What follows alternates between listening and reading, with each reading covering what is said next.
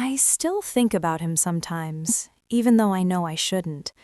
It's not like we ever called it anything, but that doesn't make the emptiness any smaller. Some nights I just lie awake, replaying the small pieces of him I thought I understood. We met at a tiny coffee shop near campus. I was nursing a chai latte and pretending to read a book, and he sat at the table across from me, scrolling on his laptop.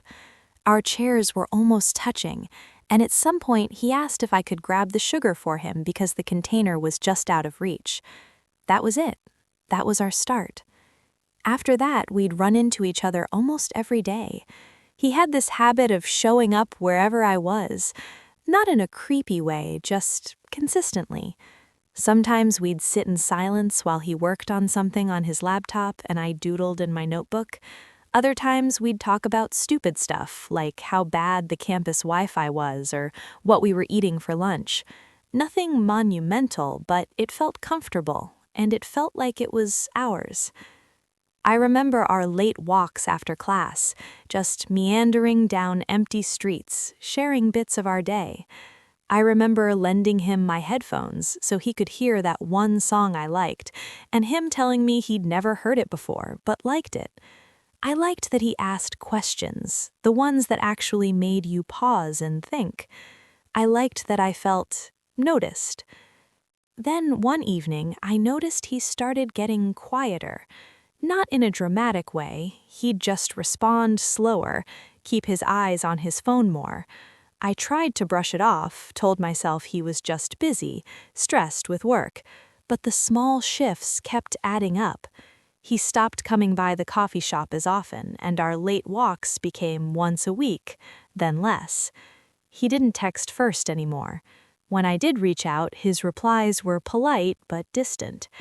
It wasn't one big argument, or even a clear, "I don't want this." It was just that quiet, slow pull away. One night I texted him, asking if he wanted to meet for coffee like we used to, and he said he couldn't. He didn't give a reason. That was the moment I realized it was over, even if it had never really been official. There was no closure, no declaration, just absence. After that, I kept replaying everything, trying to find the point where it had changed. But there wasn't a point, just a series of small silences, and eventually he was gone. I'd see him sometimes across campus or hear about him from friends, and I'd feel the tug of wanting to call him, to ask if he remembered me the same way I remembered him, but I never did. I don't even know what I would have said. The hardest part is that it lingers. There's no relationship to mourn, no argument to remember, just the sense of a connection that existed in pieces, not a whole. Sometimes I catch myself smiling at a memory of him, and then I remember the quiet of the last time I saw him, and it hits me all over again. The ache isn't dramatic, it's subtle, like a dull hum in the background of my day. I don't know if he thinks about me, if he ever felt the same tug of missing what wasn't ours. I like to imagine he does, but I also know people move on in pieces. I've moved on, too, in my own way, but it's never total. Some things don't have an ending. They just exist, quietly, in memory.